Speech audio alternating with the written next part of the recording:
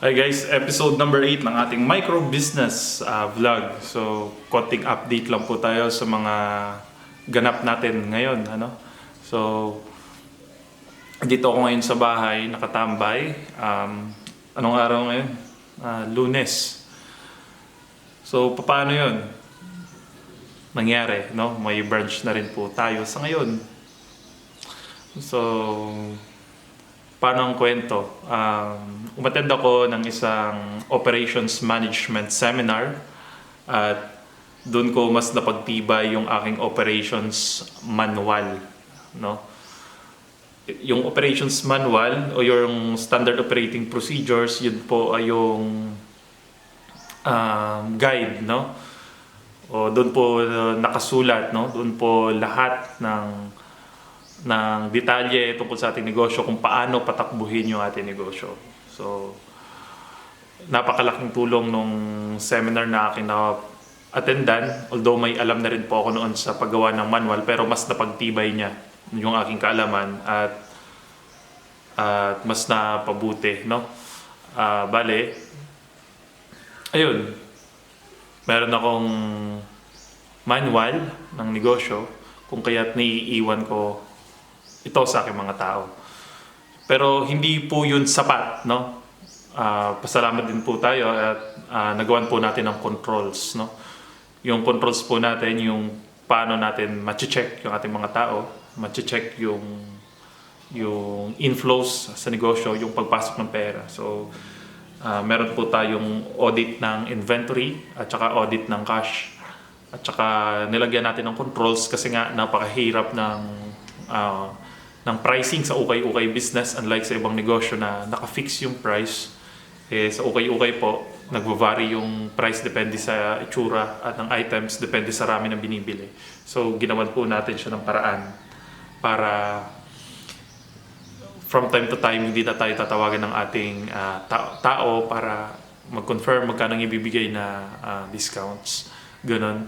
So, ayun, nagawa ko siya ng paraan. No? So, documented kung paano. Paano siya nakatulong sa akin yung operations management seminar. So, ayun na nga, no? Nagkaroon tayo ng tayong freedom at saka makapagbubukas ulit siya ng mga panibagong opportunities, no? Kung mag-investment tayo into another business, magagawa na po natin kasi nga minomonitor na lang natin yung bawat negosyo na meron tayo. So, ayun. So, napakalaking bagay ng operations management seminar. At sa ngayon po, kasali din po ako sa kapatid mentorship program ng DTI.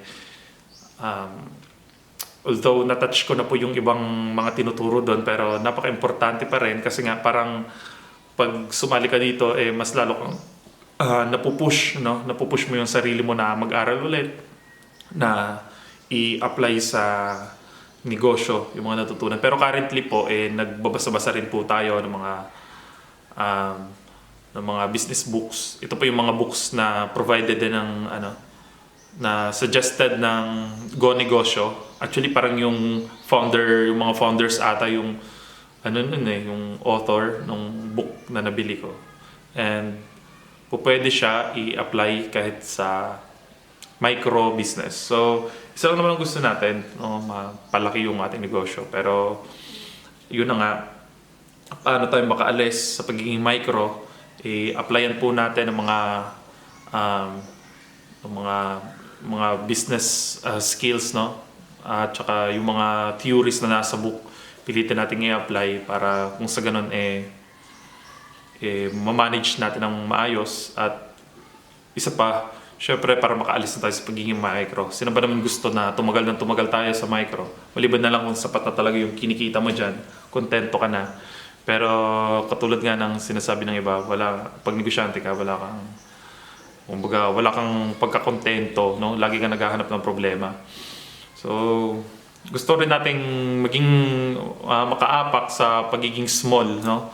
And after ng small, malay naman natin makapagtayo tayo ng korporasyon, no? So, Sino ba namang ayaw? Bale, ayun na nga. Yun lang yung ating update. At siguro magbigay na rin ako sa inyo ng mga bagong kaganapan natin. No? Share lang ako ng ilang video. Siguro new arrivals lang. Kasi hindi na rin namin na-document yung pagpasok ng customer. So nakapagbigay na rin tayo. Kung makikita nyo dun sa ibang vlog natin, meron tayong provide, no, kung paano yung customer sa loob. So hindi na rin dapat i-flex. Napakalaki ng ipinagbago ng pagnenegosyo sa ngayon kasi nga nagkaroon tayo ng mission, kumbaga may goals na kumbaga guided talaga tayo, no, sa ating mga ginagawa. Kumbaga may tinutumbok tayo na goals, kung kaya't hindi boring, no? Yun. At isa pa, since naiiwan na marami ng panibagong opportunities na pwede nating buksan, no, o gawin. Kaya sa ngayon nagpaplano po tayo na makapasok dun sa yung dun sa TESDA, yung food processing, para sa ganun makapag-execute na po tayo dun sa ating bagong pinagkakaabalahan, yung smoke fish, no? Halos hindi na gumagalaw, halos wala nang progress. Ngayon pa naman po yung perfect time kasi by next month, ayan, no, dating ng April and May, marami na po yung isda na kakailanganin sa pag-smoke fish. So dapat mabilis yung ating actions, no, yung decision making natin, makapag-decide agad-agad kung paano ba.